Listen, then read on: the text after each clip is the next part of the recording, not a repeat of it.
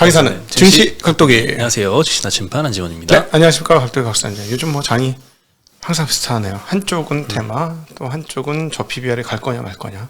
오늘 가장 특징적인 좀 흐름은 외국인 매수가 없었는데 일부는 올랐어요. 일부는 대부분 빠졌고. 네. 저 PBR 주 중에. 네. 저 PBR 좀 대부분 빠졌고, 뭐 네. 삼성생명 같은 것들. 네, 실적 발표하면서 주주와는 뭐 구체적인 계획은 발표 안 했는데 예.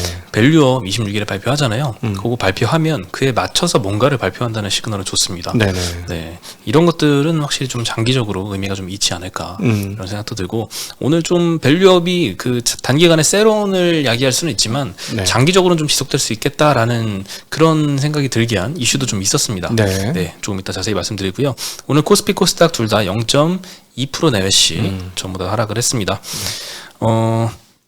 오늘은 뭐 상해랑 홍콩이 급등했습니다. 엄청나게 올랐어요. 야, 이제 가는 건가? 역시 아무도 안 하니까 가 보면 모두가 네. 포기하면. 요즘에 이 홍콩 H 지수 그 ELS 막 네. 판매 중단되고 막 이랬잖아요, 금융사들이. 네. 오히려 지금이 ELS 하기에는 홍콩 H ELS를 해야 되는 때가 아닌가. 그렇죠. 항상 거꾸로죠. 네, 세상은 항상 거꾸로 투자는 그런 것 같습니다. 네, 이렇게 작살났는데 여기서 마이너스 60%가 또 날 가능성은 훨씬 낮잖아요. 훨씬 낮아진 거죠. 네, 오히려 막 미국이나 일본 많이 오른 것들을 좀 그 조심해야 오히려 될 것 위험하죠. 같은데. 근데 항상 사람들은 미국 지금 못해서 안달이야. 오히려 걱정돼. 네.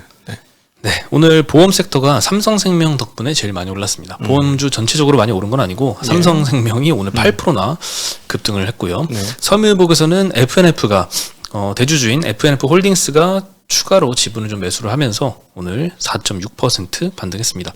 워낙 주가가 좀 많이 빠졌어요. 네. 네, 증권업종도 오늘 뭐 유진투자증권, 미래에셋 정도가 오늘 6%대, 3%대 많이 급등하면서 업종을 전반적으로 좀 많이 올랐습니다. 오늘 네. 은행은 별로 못 올랐고요. 통신 섹터가 제일 많이 하락을 했는데 KT가 5% 가까이 하락을 했습니다. 네. 전기가스 업종도 한국전력이 2% 하락, 뭐 한국가스공사도 0.3% 정도 하락하면서 대체적으로 오늘 뭐 삼성생명 그리고 일부 회사를 빼고는 좀 저 PBR주들이 좀 조정을 받았던 하루였던 것 같습니다. 네.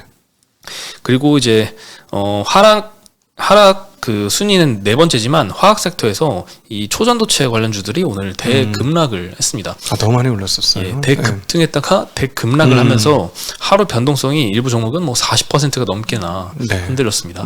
네, 잘하면 하루에 40%를 날릴 수도 있는. 네, 하지만 올랐다 떨어졌기 때문에 40%를 벌 수는 없었던.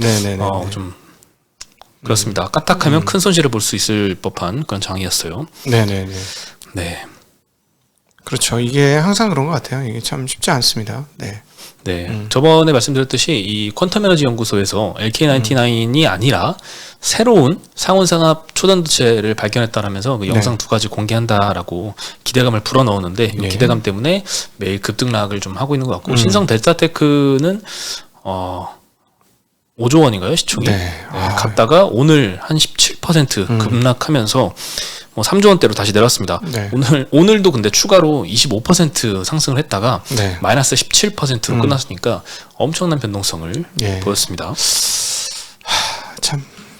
네, 하여튼 뭐 안 다치는 게 장땡이다. 네. 오늘 서남이라는 회사도 고가는 20% 상승했는데 끝날 때는 마이너스 18%로 끝났고요. 덕성도 11%까지 올랐다가 마이너스 11%로 끝났습니다. 네. 아니 이 회사들이 무슨 초전자태하고 별로 무슨 상관이 있다고 그렇게. 게임 노는 거죠. 그러니까 다 알고서 게임 노는 거죠. 이제 한국의 투자 질이 진짜 너무 좀 이상해졌어. 네. 안타까워. 네. 근데 이런 거는 사실 이런 류의 테마성 막 게임하는 주식들은 미국에도 있고 전 세계 어디서나 다 있긴 한데 우리나라는 좀 유독 많은 분들이 여기 쏠리는 것 같은 게, 오늘 거래대금 순위를 보면은 놀랍습니다. 신성델타가 1등 했는데 1조 7천억 거래대금을 엄청나고요. 삼성전자가 2등인데 8천억입니다. 삼성전자의 2배 이상 거래대금이 오늘 신성델타테크로 많은 분들이 게임에 참여를 했습니다. CCS가 그 다음 7,900억, 그 다음이 서남 7,600억. 1, 2, 3, 4위 중에 삼성전자 빼고 1, 2, 3위가 요 초전도체니까 많은 분들이 지금 이 초전도체 테마 게임을 좀 즐기시고 있는 상황입니다. 그냥 카지노 왔다 생각하시고, 카지노 가서 한 100만 원 잃고 와도 그래 괜찮아 이러고 가잖아요. 그 생각하셔야 됩니다. 네. 소액으로만. 그리고 대체적으로 대부분은 잃습니다. 선수들은 따로 있고요. 기계들이 선수들이 또 있어요. 기계 선수들이 이길 수가 없어요. 제가 보기에는 이길 수가 없습니다. 근데 그러니까는 뭐 그냥 뭐랄까 있는 자에게 봉사 헌신하셨다고 생각하시면 될 것 같아요. 있는 자한테 뺏깁니다. 없는 자들이. 네, 이 게임은 대체적으로 그렇습니다. 네. 아, 그리고 또 그 오늘 그 자료 보여드릴 건 없어서 준비는 안 했지만 그 사칭 관련된 주의가 계속 필요한 것 같습니다. 오늘 1억을 입금했는데 받을 수 없어서 발을 동동 구르시는 분, 네, 목소리를 제가 들었습니다. 네. 직접 전화가 오셨죠? 네네. 네. 근데 어떻게 도와드릴 방법이 없어요. 그거 뭐 어떻게 되신 거예요? 이래요 저한테. 네? 뭐 이거 아시죠? 네? 저보러 이사래, 이사. 저 이사 아니에요. 저 부장이고요. 저 이사라고 하는 애들을 다 지금 현재 시점으로 저를 이사라고 하는 애들은 다 가짜라고 보시면 되겠습니다. 저번에 저도 한번 이제 참여해가지고 이제 카톡 자료 이제 보여드렸던 그 텔레방이네요. 각장준 이사라고 부르고 뭐 비서가 안내하고 이런 맞아요. 사기꾼들인데 그다음에 이제 바람잡이들 수십 명인지 하여튼 수십 명 계정이 있고. 네. 네, 결국 이제 피해자가 계속 나와서 하루도 이렇게 강조를 안 할 수가 좀 없는 것 같아요. 꾸준히 보신 분도 안 걸려. 띄엄띄엄 보신 분들이 걸리더라고. 내가 물어봤지. 저희 방송을 띄엄띄엄 보셨군요. 그랬거든. 방송을 보신 적은 있으시대요? 그러니까 알지. 아니요, 그 저번에 피해자는 방송을 아예 안 본 사람, 곽상준이라는 사람을 모르는 분이 걸렸는데 그게 왜 해? 걸리고 나서 찾아보니까 이제 연락이 온 거예요. 웃긴 참. 그러니까 각도기 TV 한 번 본 분들은 웬만하면 안 걸릴 것 같은데. 아니, 그게 띄엄띄엄 보신 분이 걸리고요. 잘 안 보시고 가끔 보신 분. 네, 근데 이제 자주 보신 분들은 제가 보니까 문제가 없습니다. 네. 이거는 좀 어떻게 방법이 안 생기네요. 뚜렷한 해결책이. 경찰에 제발 고발해 달라고 그랬어. 네, 경찰에 뭐 고발해도 이게 해결이 안 되다 보니까 분들이 답답합니다.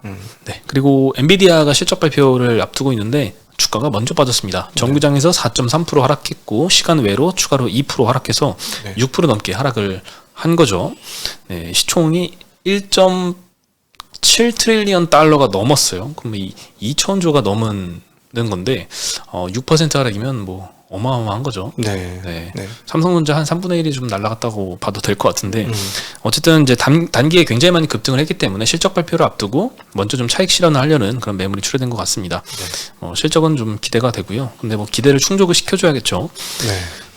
그래서 엔비디아 주가하고 보통 이제 HBM 관련주들 국내 종목들이 좀 많이 주가가 연동해서 많이 움직였는데 그래서 오늘 뭐 한미반도체 같은 경우에는 4% 정도 하락을 했고 뭐 QRT, 이스페타시스, DIT, STI, 네오셈 다 비슷하게 하락을 했습니다. 여기저기서 다 엔비디아 이러더라고. 다 미국장 이래. 그런 얘기 들을 때마다 무서워. 그쵸, 신고가니까. 막 소름 끼쳐 막 다 미국장 해야지 막. 그리고 막 오늘도 어떤 분하고 상담을 했는데 왜 한국장에서 그렇게 고생을 해? 미국장 오지?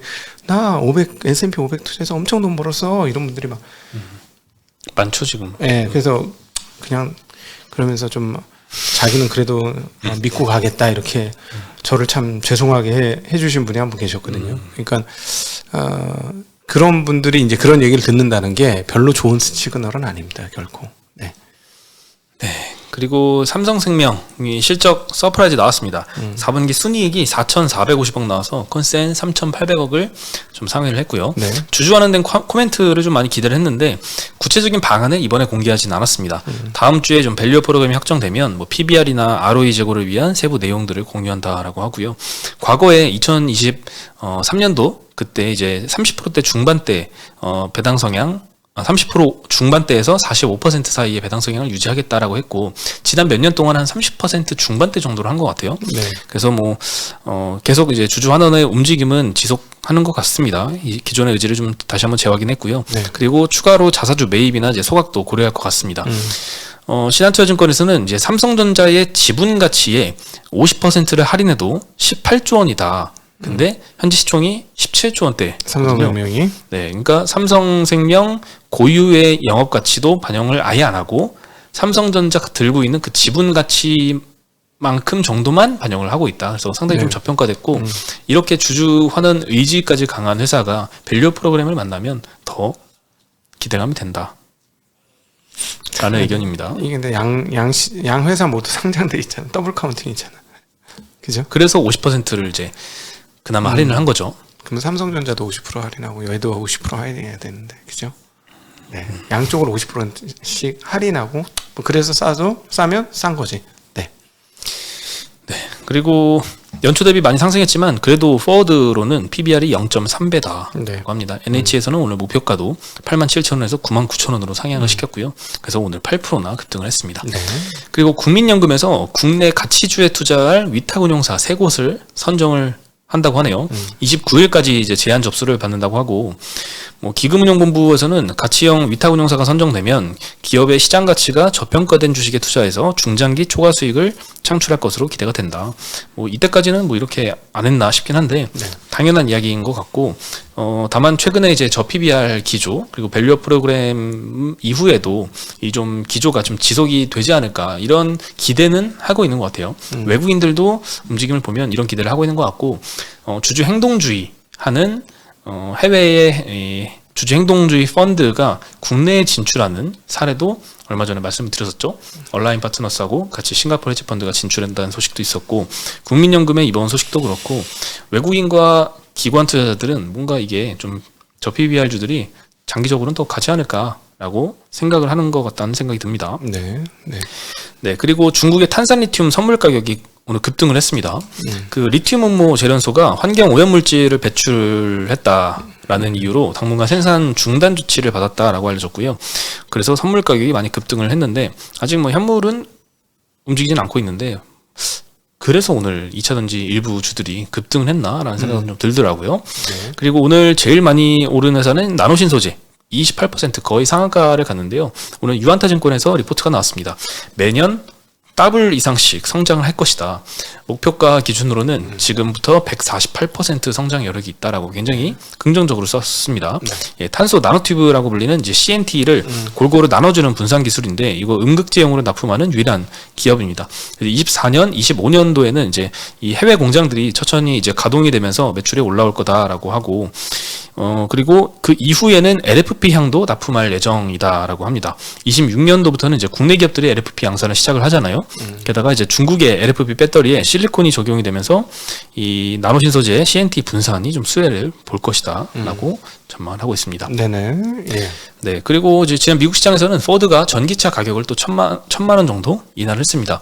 SUV인 머스탱 마하 2, 요거 2024년 모델이 아니라 23년 모델만 트림별로 400만 원에서 1000만 원 정도 가격 인하를 했습니다. 그래서 경쟁 모델이 대표적으로 모델 Y인데, 이 경쟁 우려 때문인지 테슬라가 오늘 3% 정도 하락을 했고요. 이 머스탱 마하 2가 이제 모델 Y보다 조금 더 싸졌다라고 합니다. 네, 블룸버그에서는 이제 포드의 1월 전기차 판매가 11% 정도 감소하면서 그래서 가격 인하를 했다라고 하고 있습니다. 네. 네, 그리고 SNE 리서치에서는 이제 전기차의 판매 증가율을 23년도에는 34% 성장했는데 24년도에는 19%로 성장하지만 성장률은 좀 많이 둔화가 될 것이다라고 보고 있다고 합니다. 전기차 등록 대수는 올해는 1675만 대 전망을 하고 있네요. 지역별로는 중국 시장이 15% 성장, 유럽이 16% 성장, 북미는 34% 성장할 것이다. 그래서 뭐 중국이랑 유럽은 이미 좀 전기차 침투율이 많이 올라와서 그런지 네. 북미는 여전히 좀 높게 보고 있는 것 같습니다. 그렇죠. 근데 한국에서도 이제 보조금 조금 조정을 했는데 LFP 쓰는 회사들은 보조금 좀 덜 받고, 그다음에 전반적으로 과거보다는 소폭 보조금 준 것 같아요. 근데 이게 한국만 이런 게 아니라 전반적으로 줄 것 같아요. 보조금이 이제 가장 중요한 동력 중에 하나가 보조금이었기 때문에 보조금 줄면 전기차의 성장률도 좀 줄어들지 않을까, 그런 생각 많이 듭니다. 왜냐하면 아직까지는 좀 비싸잖아요. 일반 내연기관보다는. 네, 이번에 포드가 이 가격 인하한 것도 기존에와 달리 이제 IRA 세액공제 혜택에서 빠지면서 이번에 좀 내린 걸로 보이거든요. 네. 네, 그리고 뭐 독일에서도 보조금 이제 안 주기 시작하면서 좀 판매량이 좀 떨어지는 걸로 좀 보이고요. 네. 네. 근데 일단 광물 가격 반등하면 좀 주가는 좀 턴어라운드 하지 않을까 이런 생각도 좀 들긴 합니다. 네. 2차 전지는 뭐 광물 가격 오르면 좀 기대를 해봐야 되겠죠. 네. 네. 그리고 마지막으로 엔터주가 오늘 소폭 반등을 했습니다. 신인 그룹들이 많이 데뷔한다고 하네요. 하이브에서는 신인 걸그룹인 아일릿이 3월 25일 날 데뷔를 합니다. 작년에 오디션 프로그램에 선발된 멤버들인데 5인조 걸그룹이고 방시혁 의장이 프로듀싱에 직접 참여를 했습니다. 지난 걸그룹들이 르세라핌과 뉴진스 그리고 이번이 아일리시 세 번째인데 첫 번째, 두 번째 다 엄청 성공을 많이 했기 때문에 이번에도 좀 기대감이 있는 것 같습니다. 네. 네, 그리고 SM의 NCT 드림도 같은 날 3월 25일 날 컴백을 합니다. 작년 7월에 앨범이 이제 초동 판매량이 365만 장 기록하면서 최고 기록을 달성을 했었는데 지금까지 발표한 정규 음반 3개 모두 300만 장 이상 판매가 됐습니다. 그래서 이번에 또 8개월 만에 컴백을 하는데 또 많이 팔지 않을까라는 기대가 있습니다. 그래서 오늘 하이브와 SM이 2, 3%대씩 반등은 했습니다. 네. 엔터 주식들 하여튼 뭐 굉장히 안 좋아 보일 때가 저점이었네요. 일단 지금 보면 아직 뭐 어떻게 될지 모르겠습니다. 네. 항상 뭐 안 좋다고 생각할 때는 밸류에이션 본질 가치가 변함이 없다는 관심을 보이시는 게 맞고 주가 많이 오르면 본질 가치가 크게 변하지 않았으면 또 그거는 조심하시는 게 맞고 그런 것 같습니다. 네, 오늘 참 그 중국 관련주들이 좀 중국 시장이 좀 반등해서인지 네. 뭐 엔터도 그렇고 뭐 여러 가지 뭐 FNF나 이런 이제 의류 쪽도 그렇고 그래서 좀 중국발 영향으로 좀 반등한 게 아닌가라는 생각도 좀 듭니다. 충분히 그럴 수 있을 것 같습니다. 그 부분은. 네. 네. 네. 오늘 소식은 여기까지고요. 저희는 내일 다시 인사드리겠습니다. 네. 안녕.